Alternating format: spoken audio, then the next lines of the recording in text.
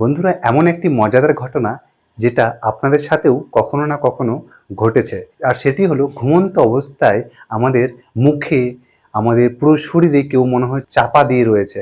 আমরা হাত পা নড়াচড়া করতে চাইছি কিন্তু পারছি না, কিছু বলতে চাইছি, মনে হচ্ছে মুখে কেউ চাপা ধরে রেখেছে, বলতে পারছি না, বলার চেষ্টা করছি কিন্তু আমরা মুখ ফুটে কোনো কথা উচ্চারণ করতে পারছি না, হাত পা নাড়াতে পারছি না, পুরো শরীরটাকে কেউ মনে হয় চাপা দিয়ে রয়েছে। এই সময় কি হয়, আমাদের ব্রেন বলছে যে আমাকে বাঁচাও বাঁচাও, কিন্তু আমাদের শরীর তো প্যারালাইসিস, আমাদের শরীর তো মুভমেন্ট করতে পারছে না, আমাদের শরীর তো নাড়াচাড়া করতে পারছে না। এই সময় আমাদের অস্থির লাগে, আমাদের পুরো শরীর থেকে ঘাম বেরিয়ে যায়। আর এই সব সিমটমগুলোকে আমরা নিজেরাই নাম দিয়ে থাকি, সেটা হচ্ছে বোবা ধরা। আসলে বোবা ধরা বলে কোনো রোগ হয় না, এটাকে মেডিকেল ভাষায় স্লিপ প্যারালাইসিস বলা হয়ে থাকে বা ঘুমের মধ্যে পক্ষাঘাত বলা হয়ে থাকে। এমনটা হলে একজন ব্যক্তি কথা বলা বা নাড়াচড়া করার শক্তি কিছু সময়ের জন্য হারিয়ে ফেলেন, আর এটি কয়েক সেকেন্ড থেকে শুরু করে ম্যাক্সিমাম 1 মিনিট অবধি হতে পারে। তাই ঘাবড়ানোর কিছুই নেই, এটি সম্পূর্ণ স্বাভাবিক একটি ক্রিয়া। এবার আমরা আলোচনা করব এটির কারণ, এটা কেন হয়ে থাকে। এই যে বোবা ধরা বা স্লিপ প্যারালাইসিস, এটা কেন হয় এবং আমরা তারপর আলোচনা করব এটার সমাধান কি রয়েছে। তো চলুন এবার আমরা কারণ নিয়ে আলোচনা করি। এটির কারণ বলতে মেডিকেল ভাষায় যেসব প্রমাণিত হয়েছে সেগুলোর মধ্যে প্রথমটি হচ্ছে জেনেটিক রিজন, জেনেটিক কারণে। অর্থাৎ আপনার বাবা মাদের প্রতি যদি, অর্থাৎ প্যারেন্টসদের প্রতি যদি এমন সাইন অ্যান্ড সিমটমস দেখা দিয়ে থাকে, তাহলে সেগুলো তাদের ছেলে মেয়েদের দেখা দিতে পারে। কারণ নাম্বার 2, অতিরিক্ত মানসিক চাপ, মানসিক অশান্তি, বিষাদ, বিষণ্ণতা থেকে এটা হয়ে থাকে।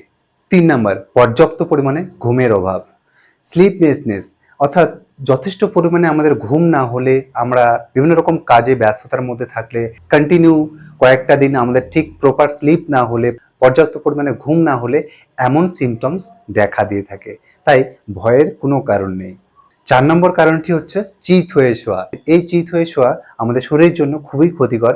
তাই ঘুমানোর সময় অবশ্যই বাঁ দিক অর্থাৎ লেফট সাইড হয়ে, কাত হয়ে ঘুমানোর চেষ্টা করবেন। 5 নম্বর কারণটি হলো বিভিন্ন রকম মেডিসিন সাইড এফেক্ট। বিভিন্ন রকম মেডিসিন আমাদের শরীরে অ্যাপ্লাই করার পরে সেগুলো যখন আমাদের শরীরে প্রতিক্রিয়া সৃষ্টি করে, সেই সময় এরকম সমস্যা দেখা দিয়ে থাকে।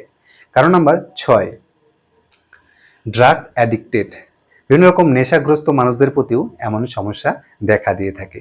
তাই নেশা থেকে নিজেকে সংযত রাখার চেষ্টা করবেন। এবার আমরা আলোচনা করব এই সমস্যাগুলোর সমাধান কি রয়েছে। সমস্যা সমাধানের কথা বলার আগে আমি আবারও বলতে চাই, এটার পিছনে কোনো রোগের হাত নেই। এটার মেন যে রিজনগুলো আপনাদেরকে বললাম আমি, অতিরিক্ত দুশ্চিন্তা করা, বিষাদগ্রস্ত হয়ে পড়া, বিষণ্ণতার প্রতি এগিয়ে যাওয়া, বিভিন্ন রকম মানসিক প্রেশারে থাকা, ডিপ্রেশন, অ্যাংজাইটি, টেনশনে থাকা, এইসবই হচ্ছে এটার মেন রিজন। ঠিক আছে, তাই এগুলো থেকে নিজেকে যতটা পারবেন সুরক্ষিত রাখবেন, তবেই এগুলো সাইন অ্যান্ড সিমটমস নিজের প্রতি দেখতে পাবেন না। এবার চলুন আমরা সমাধান নিয়ে আলোচনা করি।